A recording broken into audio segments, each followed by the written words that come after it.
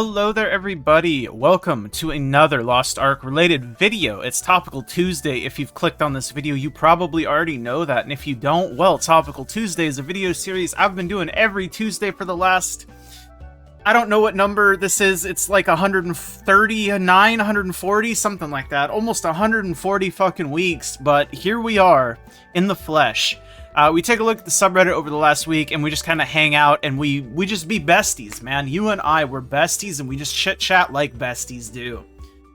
That's your cup of tea. Stick around. If not, the internet is big. Enjoy something that you're gonna enjoy. You feel me? You feel me, G? Let's take a look, though. What do we got going on here? Oh yeah, it's a bunch of happy holiday stuff. This is the last video I'm gonna say it in, I think, but Happy New Year's, everybody. Y'all better have a good fucking New Year's, because I said so, and I am the goddamn law around here. What is wrong with me? Well, okay, don't answer that question. A lot is wrong with me, but what is good with me? Also a lot. Fix the game performance, EAC. Is that still a thing? New update to uwuowo kazeros release. Recap.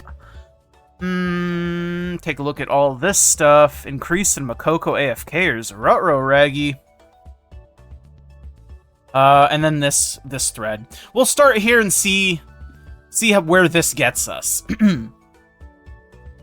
Fix the game performance EAC. Oh yeah, I forgot to do the whole shilling thing. As of course, like the video or dislike, please God, do something. Engagement is engagement. It shows YouTube that you give a shit. And subscribe if you haven't and you watch these videos consistently, because I'm trying to hit 10K before I quit making videos. Make a young boy's fucking dream come true. I'm not a young boy, I'm almost 31, man. What the fuck am I doing? Fix the game performance EAC. The game performance is at its worst that it's ever been. Here is a day in the life of a Lost Ark player with how the game is running. You start the game and wait 10 to 20... Holy K. Is it really this bad these days? 10 to 20 minutes until the game is open? Like, I know we're doing hyperbole and, like, exaggeration here, and the game does take a long time to open, but 10 to 20 minutes? Brother, are we running this thing on, like, a full prehistoric hard drive that you found in, like, someone's garage in 2003? Like, holy fuck, how many RPM does that bad boy have? 1? Maybe 2? That being said, the game does open very slowly. It's like a couple minutes, and that's like on my... I mean... I think it's a pretty fast M.2. Anyways. Y'all are gonna have to let me know, since I'm not somebody that launches Lost Ark too much these days. But even when I do launch Lost Ark, I don't think it takes more than like 2 minutes to open, which is still really long, don't get me wrong. But like, we don't have to exaggerate, you know? 2 minutes is very long, especially if it's like on an SSD, like a very fast SSD and shit too. Like, that's not good, but 10 to 20 is ridiculous. You choose your character, which follows a 5-minute loading screen. Again, it just sounds like you're running this on a 1 RPM hard drive, man. It might take a little bit longer, but loading isn't that bad, right?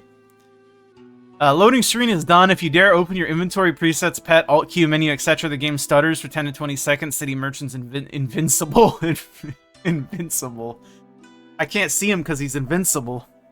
Invisible for 30 seconds before they appear. You apply to a raid party, go take a feast in someone's stronghold, 3-minute loading screen. Okay, this is true. For some reason, stronghold asset loading has always been like giga ass. And it's the worst when they have like a massive fucking asset-filled stronghold. But the other ones I feel like is a little bit hyperbole, right? I mean, again, you guys are gonna have to let me know. They're long, but not that long. It should still be fixed, to be clear. If you take the portal to the kitchen, you gamble whether the owner has decorated the stronghold and go back to a 3 to 5 minute black screen. Raid leader kicks you for being inactive. Unlucky. You made it to a raid after 40 minutes of black screens, loading screens, and stutters. First, you need to wait the 3 to 5 minute loading screen and a black screen before you can start the raid by going in the circle. Everyone entered the circle, and now you need to struggle with the stuttering cutscene, which suddenly skips, and you go to a black screen. When you finally make it through the black screen, the boss is already doing a knock-up pattern. You continue the raid while the FPS varies between 20 to 40 while it stutters, freezes, rewinds what happened. You're just hoping the boss doesn't do anything. Repeat. I mean, if that's genuinely, like, your daily game experience, what the fuck are we doing? That doesn't sound fun. Why are we playing if it's that bad, right? Am I crazy? Like, the game has a ton of, like, loading issues for sure, but it's not this bad, right? Right? Did it get worse? Genuinely, I don't know. I'm down to be completely wrong. That's why I always ask you guys, because you guys are the knowers, right? In any case, it should still be fixed. Because a game I used to play quite a long time ago was Killing Floor 2, and Killing Floor 2 had a very similar issue in that it literally took, like, 5 to 10 minutes, genuinely 5 to 10 minutes for the game to fucking open. Why? I don't know. It doesn't even have, like, EAC as far as I'm aware. It's fucking Killing Floor 2. Why the fuck would it have EAC? It just... Some games are fucking ass, dude. I don't know what to say. That being said, I definitely think EAC doesn't help here. I believe KR doesn't have any of these issues, no mentions of stuttering or long loading, just delete EAC. Why do you have it if you still have chaos spotters and speed hackers running around? It just destroys the performance of the game. PC specs, AMD Ryzen 5 3600, 16 gigabytes of RAM, AMD Radeon RX 5700 XT. I mean, again, I think the biggest thing is, like, are you running this off an SSD? I think the answer is obviously no.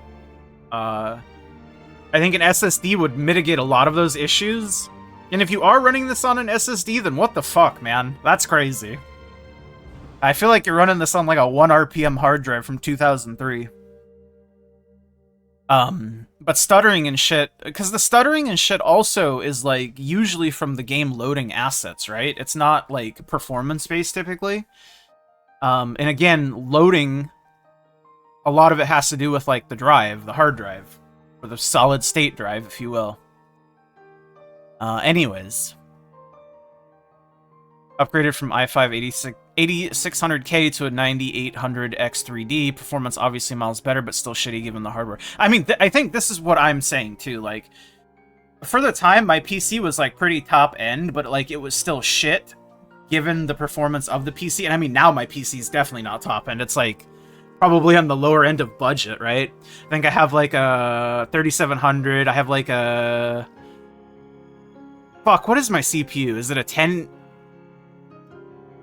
i9-10850K, I think, maybe?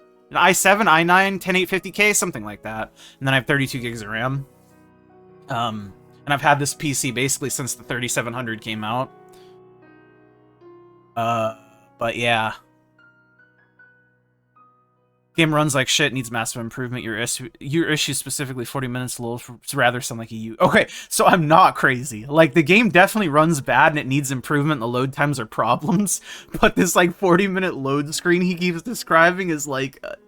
I'm telling you, he's running this shit on a fucking... He might be, like, hand-cranking the hard drive. The optimization in this game isn't great, but if it takes you 40 minutes to go from launching into the raid, barring Gate 0, it's not the game issue. Lol, I genuinely don't think that's universal. OP is just using hyperbole. The game has no excuse running this poorly, even on a... I mean, okay, that's fair. Like, I think in some cases hyperbole is warranted, but in some cases it just makes your argument seem fucking stupid, right? Because it's like... we're taking a very clear issue that exists, and then we're exaggerating it to the point to where it just doesn't sound believable, and it sounds like you're the issue. You know what I mean?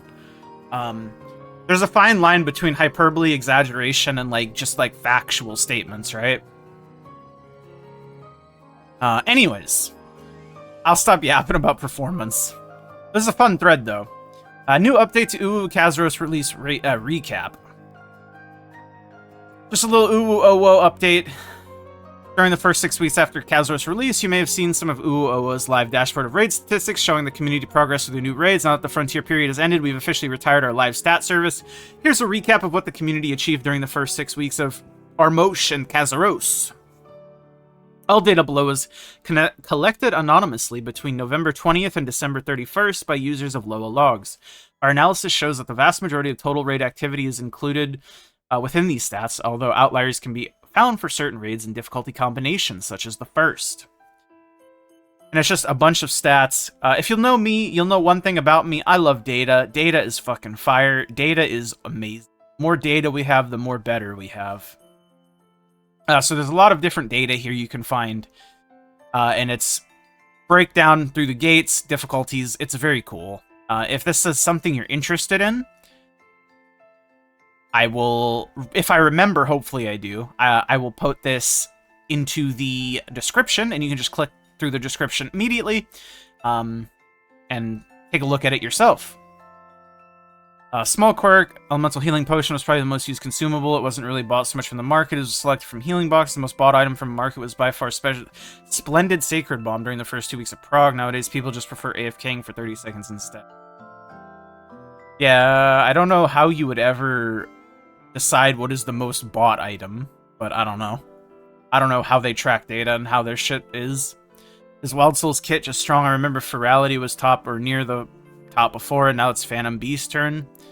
Infinite Awakening Core is overpowered. I don't know if it's overpowered, just how much it can theoretically put out. It's just easy to do your damage. I think it's strong and easy to play. Very interesting. Sad Shadowhunters. And see, this is a good thing why data exists. I think it's interesting to be able to see what is actually performing well and what isn't performing well. Because dummies always aren't indicative of, like, performance in, like, a real-life scenario. So it's interesting in seeing, like, how classes perform in certain, like, real-world scenarios outside of, like, a dummy. Peak activity, the days in the axis versus the days in the individual elements are labeled differently. Axis going Thursday and forward, axis going backwards. Just a bunch of data, stuffs. On the classes played tab, you can clearly see some classes are just very weak and not worth to be pushed in the high end game. Huge balancing problem, which will not be solved after the January update. Interesting way of reading that, especially when we look at something like Summoner. Are you sure it's not just the classes at the bottom or less popular doing it to be hard to play or boring to play? I mean, this is always the debate, right? It's up to your own personal interpretation. Data can only do so much, but I like data because I think it's interesting to look at stuff and, like, know stuff in, like, a vacuum. In any case, I'll stop yapping about that stuff because there's not much to look at. It's mostly just data and discussion, right? Be aware that the New Year event contains 2 parts. Part 1, rewards. As the title says, 2 parts of this event. Don't miss out on the reward of the second part. You need to wait longer for the second part to show the sunrise. Happy New Year to you all. Oh, legendary card pack. Is this just like the same New Year event as, was it last year? I remember you went to like an island and just watched the fireworks. The event is on Island Ilios. It starts every 2 hours. Use the event alert. There you go. Cool. Any idea how long it lasts? Haven't logged in a few months. I see an emote pack until the 14th of January. There you go.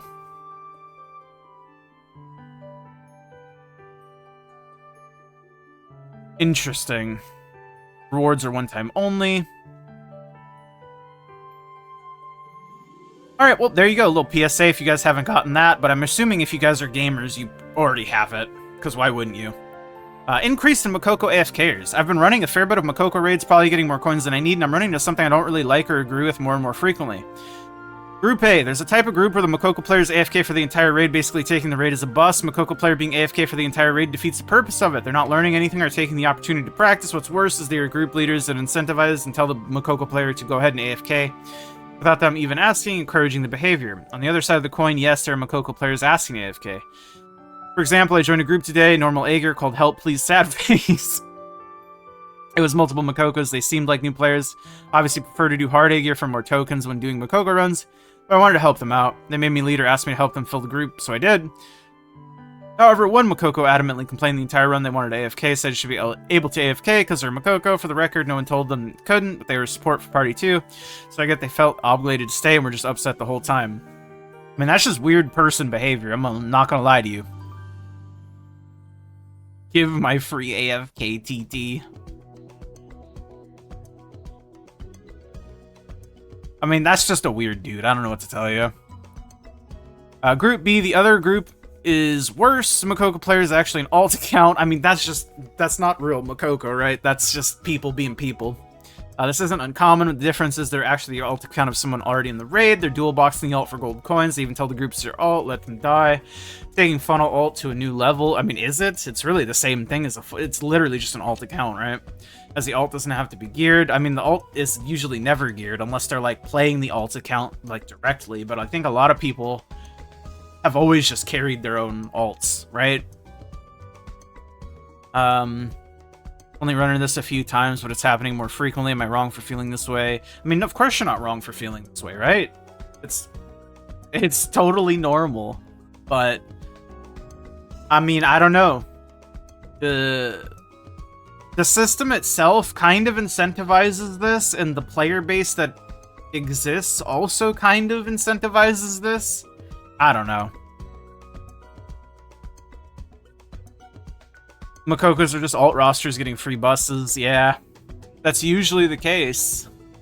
Not always, but usually. Just because alts are so easy to have in Mokoko range, right? There's rarely a pure Mokoko nowadays. I was one until I honed to 1700 and became an expert.